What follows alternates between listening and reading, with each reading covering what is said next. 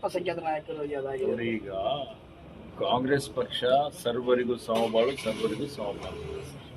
ಎಲ್ಲ ಸಮುದಾಯದವರ ಪಕ್ಷ ಕಾಂಗ್ರೆಸ್ ಪಕ್ಷ. ಕಾಂಗ್ರೆಸ್ ಇದೊಂದು ಬರೀ ರಾಜಕೀಯ ಪಕ್ಷ ಅಲ್ಲ. ಕಾಂಗ್ರೆಸ್ ಒಂದು ಆಂದೋಲನ, ಅಧಿಕಾರಕ್ಕಾಗಿ ಹುಟ್ಕೊಂಡಂಥ ಪಕ್ಷ ಅಲ್ಲ. ಸ್ವಾತಂತ್ರ್ಯ ಸಿಗಬೇಕು, ಎಲ್ಲರಿಗೆ ಸಾಮಾಜಿಕ ನ್ಯಾಯ ಸಿಗಬೇಕು ಅಂತ ಹೇಳಿ ಸ್ಥಾಪನೆ ಆದಂಥ ಪಕ್ಷ. ಹೀಗಾಗಿ ಎಲ್ಲರಿಗೆ ನ್ಯಾಯ ಸಿಗ್ತದೆ. ನಮ್ಮ ವರಿಷ್ಠರು ಎಲ್ಲರಿಗೆ ಸರಿ ಸಮಾನವಾಗಿ ತೆಗೆದುಕೊಂಡು ಹೋಗ್ತಾರೆ. ಗ್ರಾಮದಲ್ಲಿ ಕೆಮಿಕಲ್ ಫ್ಯಾಕ್ಟರಿಗಳ ಕೊಪ್ಪಳದಲ್ಲಿ ಏನು ಇವತ್ತು ರಾಸಾಯನಿಕ ಕೈಗಾರಿಕೆಗಳಿದ್ದಾವೆ, ಅದರಿಂದ ಬಹಳಷ್ಟು ಗ್ರಾಮಗಳಲ್ಲಿ ಇವತ್ತೇನು ವಾಯು ಮಾಲಿನ್ಯ ಆಗ್ತಾ ಇದೆ, ನೀರಿನಲ್ಲಿ ಮಾಲಿನ್ಯ ಆಗ್ತಾ ಇದೆ ಅನ್ನುವಂಥ ದೂರುಗಳು ಬಂದಿದೆ. ಸರ್ಕಾರದ ವತಿಯಿಂದ ನಾವೊಂದು ತಂಡವನ್ನು ರಚನೆ ಮಾಡಿದ್ದೇವೆ. ನಮ್ಮ ರಾಜ್ಯ ಮಾಲಿನ್ಯ ನಿಯಂತ್ರಣ ಮಂಡಳಿ ಅಧ್ಯಕ್ಷರು, ಸದಸ್ಯರು ಅಲ್ಲೆಲ್ಲ ಹೋಗಿ ತಪಾಸಣೆ ಮಾಡಿದ್ದಾರೆ. 3 ದಿವಸದಲ್ಲಿ ವರದಿ ಕೊಡಿ ಅಂತೇಳಿ ಕೇಳಿದ್ದೇನೆ. ಇನ್ನೂ ವರದಿ ನನ್ನ ಕೈ ಸೇರಿಲ್ಲ. ವರದಿ ಬಂದ ಮೇಲೆ ನಿಮ್ಮಲ್ಲಿ ವರದಿ ಆಧಾರದ ಮೇಲೆ ಕ್ರಮ ತಗೊಳ್ತೇವೆ. ಯಾರು ಜನಪ್ರತಿನಿಧಿಗಳು ಯಾರು ಸಾಕಷ್ಟು ಜನಪ್ರತಿನಿಧಿ ಸರ್ಕಾರ ಬಹಳ ಅತ್ಯಂತ ಗಂಭೀರತೆಯಿಂದ ಪರಿಗಣನೆ ಮಾಡಿದೆ. ಅದ್ರ ಬಗ್ಗೆ ಕಠಿಣವಾದಂತಹ ಕ್ರಮ ತಗೊಳ್ತೇವೆ. ಮಹಿಳಾ ಮೀಸಲು ಬಗ್ಗೆ ರಾಹುಲ್ ಗಾಂಧಿ ಸದನದಲ್ಲಿ ಚರ್ಚೆ ನಡೀತಾ ಇದೆ. ಮಹಿಳಾ ಮೀಸಲು ಬಗ್ಗೆ ವಿರೋಧ ವ್ಯಕ್ತಪಡಿಸ್ತಾ ಇದ್ದಾರೆ ಸರ್. ಇದು ಮಸೂದೆನೇ ಅಲ್ಲ ಇದು. ನೋಡಿ, ರಾಹುಲ್ ಗಾಂಧಿ ಅವರು ಮಹಿಳಾ ಮೀಸಲಾತಿ ವಿರೋಧಿ ಅಲ್ಲ.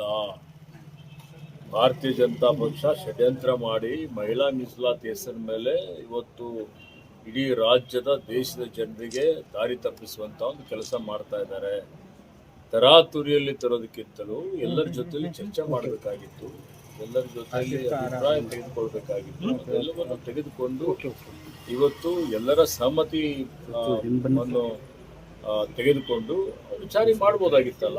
ಏನಾಗಿದೆ ಅವರಿಗೆ? ಈ ಚುನಾವಣೆ ನಡೆಯೋ ಹೊತ್ತಿನಲ್ಲೇ ಮಾಡಬೇಕು ಅಂತಿದೆಯಾ? ಅರ್ಥ ಏನು? ಏನಾಗಿದೆ, ಇವ್ರ ಮನಸ್ಸಲ್ಲಿ ಇಲ್ಲ. ಮಹಿಳೆಯರ ಇವರು ಓಲೈಕೆನು ಅಂತಲ್ಲ, ಇವರು ಬೇಸಿಕಲಿ ನೈಜವಾಗಿ ನೋಡಬೇಕು ಅಂತ ಹೇಳಿದ್ರೆ ಇವರೆಲ್ಲ ಪಟ್ಟಭದ್ರ ಹಿತಾಸಕ್ತಿಗಳ ಪರ ಇದ್ದಂಥವ್ರು. ಇವರು ಬಂಡವಾಳಶಾಹಿಗಳ ಪರ ಇದ್ದಂಥವ್ರು. ಇವರಿಗೆ ಸಾಮಾಜಿಕ ನ್ಯಾಯದಲ್ಲಿ ಇವರಿಗೆ ವಿಶ್ವಾಸ ಇಲ್ಲ. ಮಹಿಳೆಯರಿಗೆ, ಶೋಷಿತರಿಗೆ, ಹಿಂದುಳಿದವರಿಗೆ ಎಲ್ಲರಿಗೆ ನ್ಯಾಯ ಸಿಗಬೇಕು ಅಂತ ಇವ್ರ ಮನಸ್ಸಲ್ಲಿ ಇಲ್ಲ. ಹೇಗಾದರೂ ಮಾಡಿ ತೋರಿಕೆಗೆ ತುಟಿಗೆ ತುಪ್ಪ ಹಚ್ಚುವಂಥ ರೀತಿಯಲ್ಲಿ, ಆಗಬಾರ್ದು ಅನ್ನುವಂಥ ರೀತಿಯಲ್ಲಿ ಆ ಮಸೂದೆಯನ್ನು ತಂದು ಇವತ್ತು ಜನರಿಗೆ ದಾರಿ ತಪ್ಪಿಸುವಂಥ ಕೆಲಸ ಮಾಡ್ತಾ ಇದ್ದಾರೆ. ಜನ ಬಹಳ ಅರ್ಥ ಮಾಡಿಕೊಂಡಿದ್ದಾರೆ. ಸತ್ಯ ಇದ್ದಿದ್ದು ಹೊರಗಡೆ ಬರೋದು. ನಾವು ಮಹಿಳಾ ಮೀಸಲಾತಿ ವಿರೋಧಿಗಳಲ್ಲ. ಈಗ ಯಾವ ರೀತಿಯಲ್ಲಿ ಇವರು ಮಸೂದೆ ತರಬೇಕು ಅಂತ ಇದ್ದಾರೆ, ಇವತ್ತು ಅದಕ್ಕೆ ಕೆಲವೊಂದು ತಿದ್ದುಪಡಿಗಳು ಮಾನ್ಯ ರಾಹುಲ್ ಜಿ ಅವರು ಕಾಂಗ್ರೆಸ್ ಪಕ್ಷ ಸಲಹೆ ಕೊಟ್ಟಿದ್ರು. ನಮ್ಮ ಸಲಹೆ ಒಪ್ಪಲಿ. ಅವರು ಯಾಕೆ ಒಪ್ತಾ ಇಲ್ಲ ಹೇಳಿ? ಲೋಕಸಭಾ ಸೀಟ್ಗಳನ್ನ ಜಾಸ್ತಿ ಮಾಡೋದ್ರ ಬಗ್ಗೆ ಉತ್ತರ ಭಾರತ ಕಡೆ ಕೇಂದ್ರ ಸರ್ಕಾರ ಹೆಚ್ಚಿನ ಒಲವನ್ನ ಕೊಡ್ತಾ ಇದೆ. ಎಕ್ಸಾಂಪಲ್ ಯಾವಾಗಲೂ ಉತ್ತರ ಭಾರತಕ್ಕೆ, ಇವತ್ತು ದಕ್ಷಿಣ ಭಾರತದ ಹಣ ಉತ್ತರ ಭಾರತಕ್ಕೆ ಹೋಗ್ತದೆ. ನಾವು ₹1 ತೆರಿಗೆ ಕೊಟ್ರೆ ಅವ್ರು ನಮ್ಗೆ 15 ಪೈಸೆ ವಾಪಸ್ ಕೊಡ್ತಾರೆ.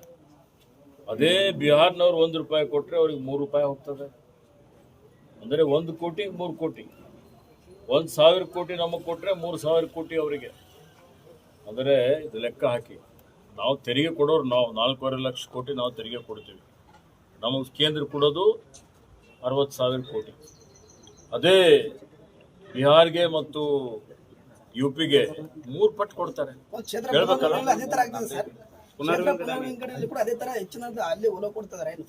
ನೋಡಿ, ಅದ್ರ ಬಗ್ಗೆ ಈಗ ಅವ್ರು ಏನು ಕೊಟ್ಟರು ಜನರಿಗೆಲ್ಲ ಅರ್ಥ ಆಗ್ತಾ ಇದೆ. ಓಕೆ, ನ್ಯಾಯಕ್ಕಾಗಿ ಹೋರಾಟ ನಡೀತದೆ. 40 120 ಮಾಡಕ್ ಹೊಂಟ್ರು ಸರ್.